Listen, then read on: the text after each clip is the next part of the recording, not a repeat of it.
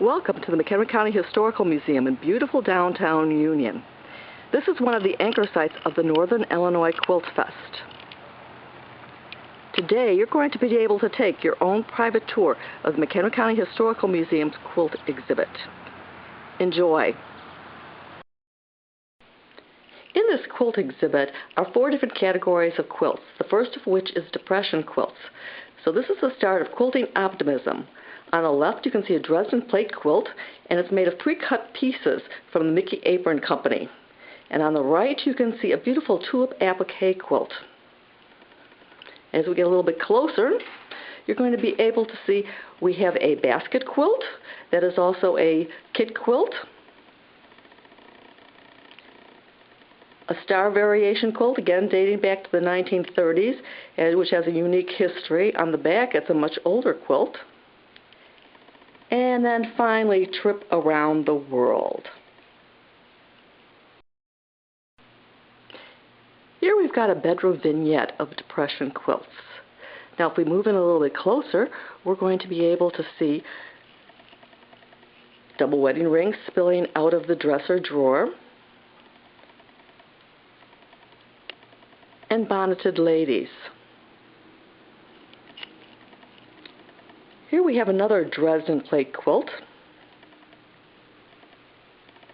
and finishing up with another Trip Around the World. On the bed itself, we've got the very traditional Grandmother's Flower Garden, probably one of the best well-known quilts of the Depression era.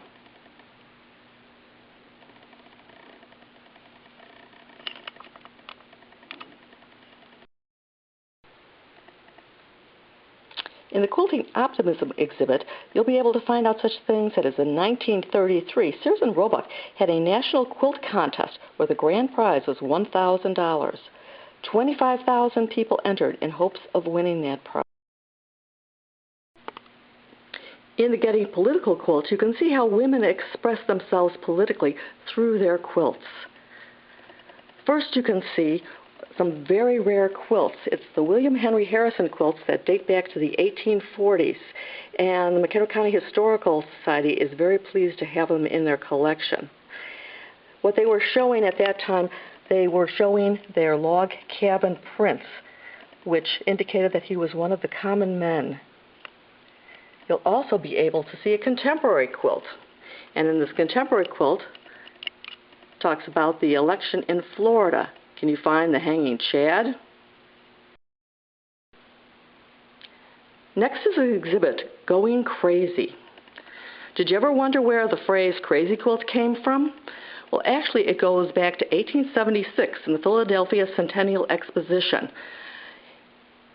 During this time, there was a lot of Japanese pottery that was all crazed, had a special crackling appearance. And from that, women got the idea about creating crazy quilts themselves that had that same cracked appearance.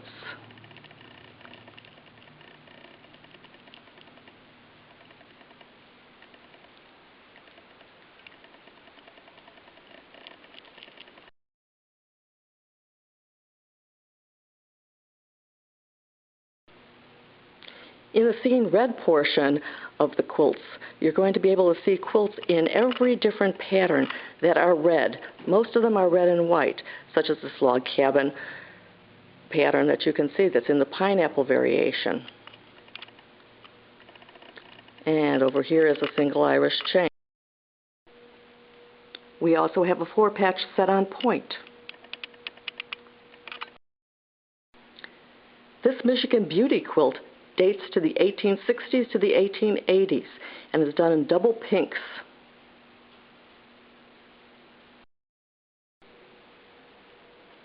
Here is the very striking cross and crown quilt. It dates back to the 1880s.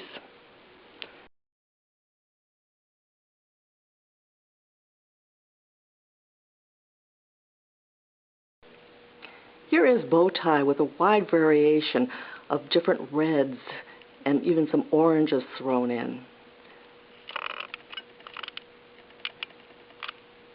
This dates back to 1900 and is a tied quilt.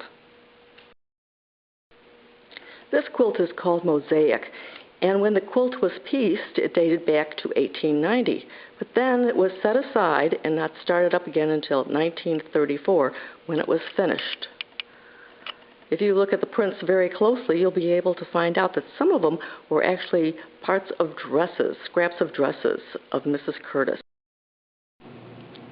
This Lone Star quilt was made in 1845 by Christine Peterson back in Denmark.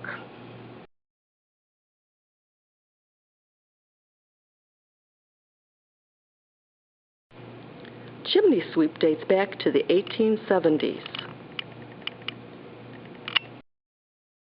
Now we're going to take a look at some signature quilts. This was made for the Women's Relief Corps in 1900 by Woodstock women, and it was a fundraiser for them.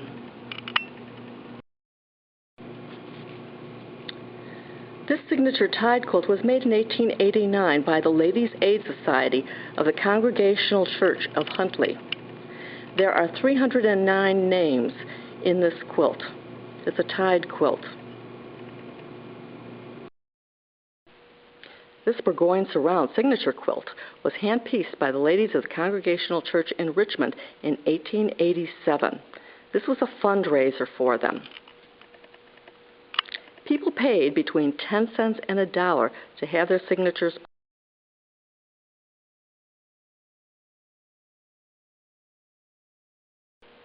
This beautiful sunburst quilt has amazing craftsmanship. It's beautifully quilted, and it also has been stitched up to 8 stitches per inch.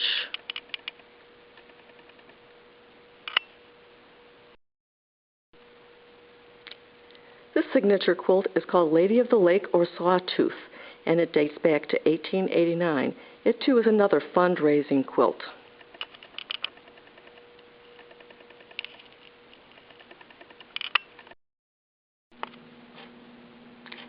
Flying Geese is the last of the Seeing Red quilts. It was made around the turn of the 20th century. Here's a bonus quilt for you. This is the Double T, and it's part of the Harvard exhibit.